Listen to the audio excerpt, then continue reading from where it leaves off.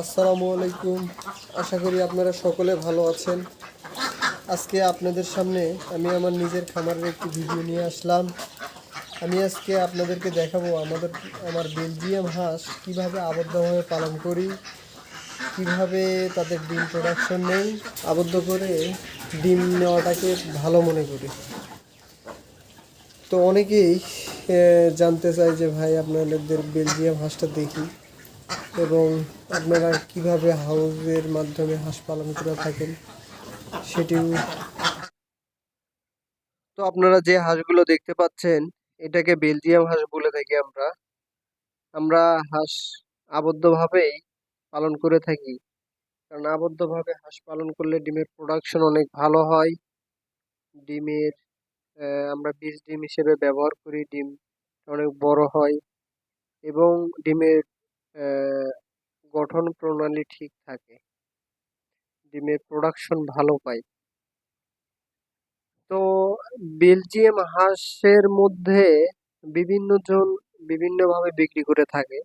কেউ বলে Peking star, কেউ বলে বেলজিয়াম, কেউ বলে থাকে ইন্ডিয়ান রানার।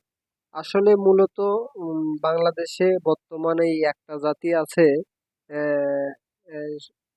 পিকিং স্টারই হোক বা বেলজিয়ামই হোক, মূলত হাঁস একটাই। হ্যাঁ, এখন আপনারা যারা শেড আকারে পালন করে থাকেন, ব্রয়লার মুরগি বা সোনালী মুরগি যেভাবে আহ, চাষ করেন, সেভাবে যদি এই বেলজিয়াম হাঁসটাকে চাষ করা হয়, তো দেখা গেছে 2 মাসে এটা প্রায় 4 কেজি এক্সেস হয়ে যায়, অথবা আরো আকারে অনেক বড় হয়ে যায়। তো তারা বলে যে এটা পিকিং স্টার।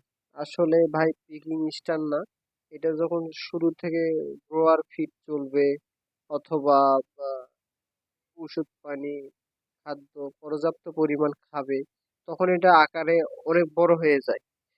তখন এটাকে কেউ পিকিং স্টার বলেও চালাই দেয়, কেউ বেলজিয়ামও বলে। তো আমরা যারা প্যারেন্টস এর জন্য এই হাঁসগুলা রেখে দেই, তো তারা ছোট থেকে সেভাবে তাদের বডি স্ট্রাকচার গঠন করতে হয়।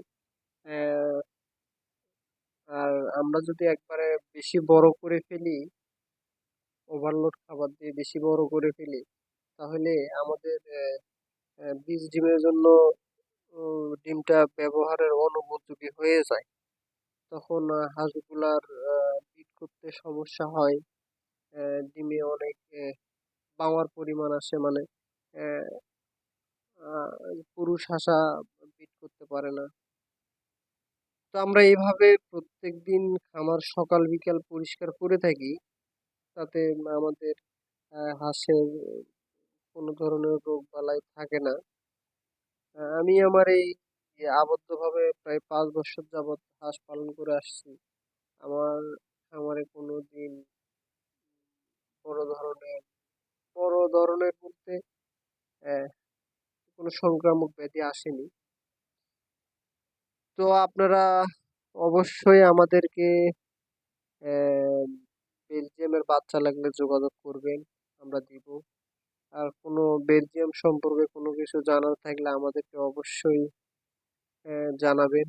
আমরা সেই হিসেবে আপনাদেরকে ভিডিও বা যে কোনো পরামর্শ লাগলে দিব।